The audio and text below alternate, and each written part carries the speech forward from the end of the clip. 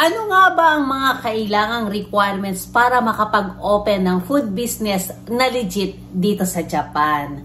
Guys, sa video na ito, isi-share ko yung isang importante na requirements na dapat meron tayo para makapag-open tayo ng legit na food business dito sa Japan. Pero bago yon, magkape muna tayo. At meron akong ikukwento sa inyo. Ang sarap pa. Okay, ito yung kwento. Alam nyo ba na isang requirements na importante para makapag-operate tayo ng food business is nakuha ko na yun nung ako ay nagtatrabaho pa sa restaurant. Kasi nga gusto ng kumpanya na maging manager ako at eto, kailangan meron ako. Kung ako ay nag-operate na ng food business ko, hindi ko na kailangan pang umattend ng one-day seminar para magkaroon ako nito. Kaya this time, dahil magkakaroon kami ng kitchen car, yung pamangkin ko, yung pina-attend ko doon sa training, one-day training yon at magbabayad ka ng ichimang yen para makakuha ka ng food hygiene manager. At eto po yon. Pero hindi ibig sabihin guys na kung meron na tayo nito ay pwede na tayong magnegosyo. Okay, ito, linawin ko lang po kasi may mga nagtatanong sa akin na meron na daw silang food hygiene manager kaya pwede na silang magtinda. Eto, hindi po tayo pwedeng magtinda na kung ang hawak lang natin ay food hygiene manager. Kailangan pa rin natin ng food business permit. Magkaiba po ang food hygiene manager sa food business permit.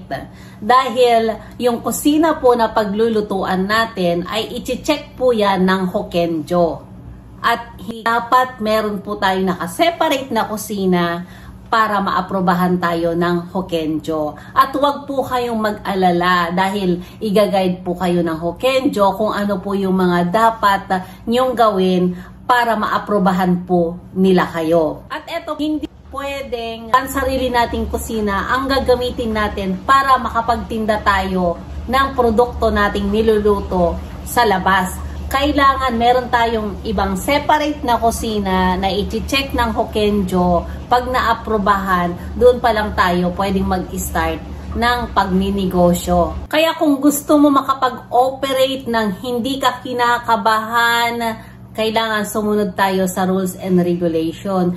Dahil ang kalaban natin guys, kung merong sumakit ang tiyan at magreklamo sa Hokenjo tapos wala tayong business permit ng pagtitinda, malamang sa malamang may kaakibat yan na penalty. Dahil alam naman nating napakakibishi ang Japan. At naniniwala din ako na kung tayo ay nasa tamang proseso at legit yung negosyo natin, mas masarap po yung pakiramdam ng nagninegosyo dahil wala po tayong kinakatakutan. At masaya tayong na-share sa social media yung ating negosyo dahil legit tayong nagninegosyo dito sa Japan. At isa pa sa pinaniniwalaan ko na ang pagninegosyo ay hindi lamang pera-pera. Kailangan din nating isipin yung kapakanan ng mga bumibili sa atin para maging safety sila doon sa mga itinitindang produkto natin sa kanila.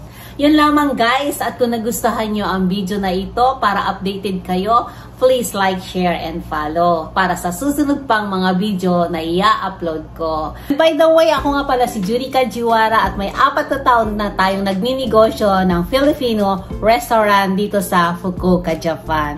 Thank you for watching!